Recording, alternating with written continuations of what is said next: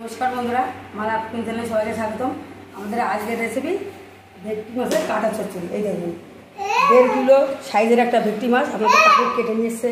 কারণ আমার বডিটা তো ঠিক একটা ভালো না, কাটার অসুবিধা আছে, জন্য আপনাদের কাকু কেটে নিয়েছে। এই ভেটকি মাছটা 1.5 কিলো ওজন ছিল। এই দেখুন পিসগুলো দেখলে আপনারা বুঝতে পারবেন। আর এই ভেটকি মাছে দেখুন এক বাটি তেল হয়েছে। আজকে বানাবো আলু দিয়ে ভেটকি মাছের চচ্চড়ি। আপনারা সঙ্গে থাকুন। ভিডিওটা ভালো লাগলে লাইক শেয়ার কমেন্ট করে দেবেন আর এইভাবে আমাদের পাশে থাকবেন। আসলে আমরা ভেটকি মাছ কাটায় লবণ হলুদ মাখিয়ে নেব। লবণ হলুদ মাখিয়ে নেব, পুরো পরিষ্কার করে ধুয়ে রাখতে হবে। হলুদগুলো ভালো করে মাখিয়ে নেব। গরম হয়ে গেছে, এখন ভেটকি মাছের কাটাগুলো ভেজে নেব।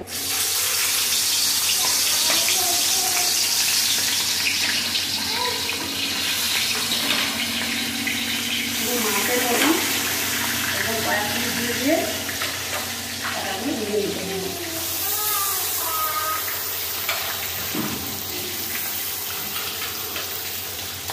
কয়েকটি দিয়ে মাছগুলো ভেজে নেব। আমাদের কাটাগুলো একটু ভাজা হয়ে গেছে, এখন উল্টে দেবো।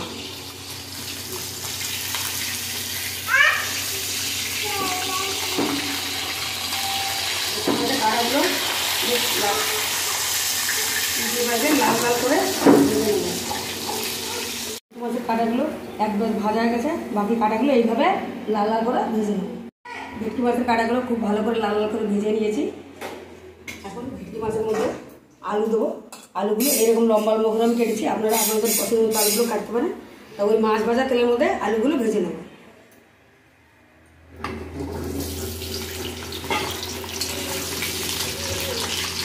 আলুগুলো লবণ লাল লাল করে আলুগুলো ভেজে নেব। মাছের কাটার মধ্যে আলু দেবো। আলুগুলো খুব সুন্দর করে লাল লাল করে ভেজে নিয়েছে। তেল ছেঁকে আলুগুলো তুলে নেব। মাছের কাটাটা রান্না করতে একটু টাইম লাগে। কত সময় ধরে মাছের কাটা ভাজলাম, আলু ভাজলাম, এখন রান্নাটা শুরু করবো। হাইব্রিড তরকারিটা রান্না করতে একটু টাইম লাগলেও খেতে কিন্তু দারুণ লাগে। যেসব জিনিস দেখবেন রান্না করতে সময় লাগে, সময় নিয়ে রান্না করলে সেসব জিনিস খেতে বেশি ভালো লাগে।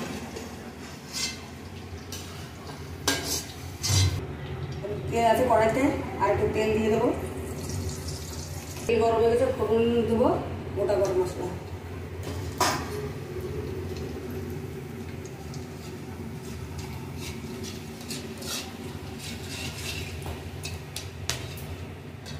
ফোড়নটা ভাজা হয়ে গেছে, দেবো পেঁয়াজ বাটা।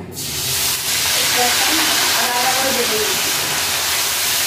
পেঁয়াজটাকে তেলের মধ্যে ভালো করে একটু ভাজা ভাজা করে দেবো। বেশ কিছুক্ষণ একটু তেলের মধ্যে ভেজে নিয়েছি। এখন দেবো এখানে একটা আদা রসুন কাঁচা লঙ্কা একসঙ্গে বাটা দিয়ে দেবো। আবার একটু ভালো করে ভাজা ভাজা করে দেবো। এই ভাজা ভাজা করে রেখে বাকি মশলাগুলো আমি দিয়ে দেবো। হলুদ গুঁড়ো 1 চামচ, লঙ্কা গুঁড়ো, কাঁচা লঙ্কা 5টা দিয়েছি, লঙ্কা গুঁড়ো 1 চামচ দিলাম। 5টা কাঁচা লঙ্কা দিয়েছি, লঙ্কা গুঁড়ো 1 চামচ দিলাম। কারণ মাছের কাটাটা একটু ঝাল ঝাল হলেই খেতে বেশি ভালো লাগে। 1 চামচ ধনিয়া গুঁড়ো,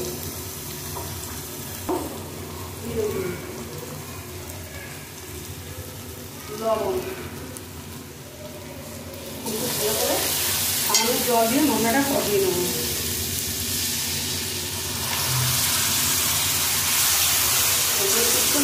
মশলাটা আমি কষিয়ে নেব।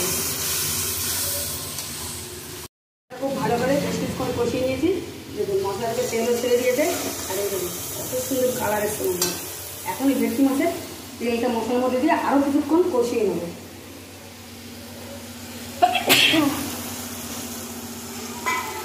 মশলার মধ্যে তেলটা বেশ কিছুক্ষণ কষিয়ে নিয়ে আলুগুলো দেবো। মশলার মধ্যে তেলগুলো দিয়ে ভালো করে খুব ভালো করে কষিয়ে নিয়েছি। এখন ভাজা আলুগুলো দিয়ে দেবো। আলুগুলো আর একটু কষিয়ে নেবো, জল দিয়ে দেবো। মশলার মধ্যে আলুগুলো কষিয়ে নিয়েছি, এখন জল দিয়ে দেবো।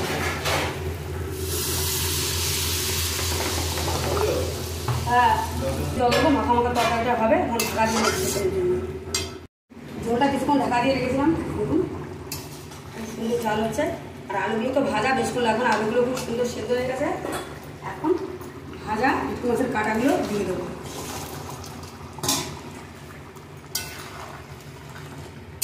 কাটাগুলো দিয়ে একটু ঝোলের মধ্যে নেড়ে ছেড়ে নামিয়ে নেব। আর একটুখানি চচ্চড়ি রান্না হয়ে গেছে। এই দেখুন কাটা চচ্চড়ির কালারটা দেখুন, দারুণ সেন্ট বেরিয়েছে, কালার পুরো মাংসের মতন। এখন নামানোর সময় দিয়ে দেবো একটু গুঁড়ো গরম মশলা। বড় গরম মশলা ফোড়ন দিয়েছি, গুঁড়ো গরম মশলা দিয়ে দিলাম।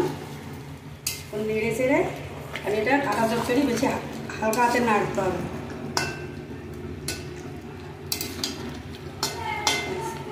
এখন গ্যাস অফ করে আমি কাটা চচ্চড়িটা এখন নামিয়ে নিয়ে আপনাদের দেখাচ্ছি। ভেটকি মাছের কাটা চচ্চড়ি রান্না হয়ে গেছে, সুন্দর করে থালাও সাজিয়ে নিয়েছি। দেখুন, দেখলে মনে হচ্ছে খাসির মাংস। এইরকম কাটা চচ্চড়ি থাকলে খাসির মাংসও লাগবে না, কোনো চিকেন কষাও লাগবে না, এরই এক থালা ভাত খাওয়া যাবে। আজকের রেসিপিটা কেমন লাগলো অবশ্যই কমেন্টে জানাবেন, লাইক শেয়ার করবেন, আর এইভাবে আমাদের পাশে থাকবেন। আর অবশ্যই একবার আমি যেভাবে বানিয়েছি এইভাবে ভেটকি মাছের কাটা চচ্চড়ি বানিয়ে অবশ্যই একবার খাবেন। দেখা হচ্ছে আপনাদের সঙ্গে পরের ভিডিও।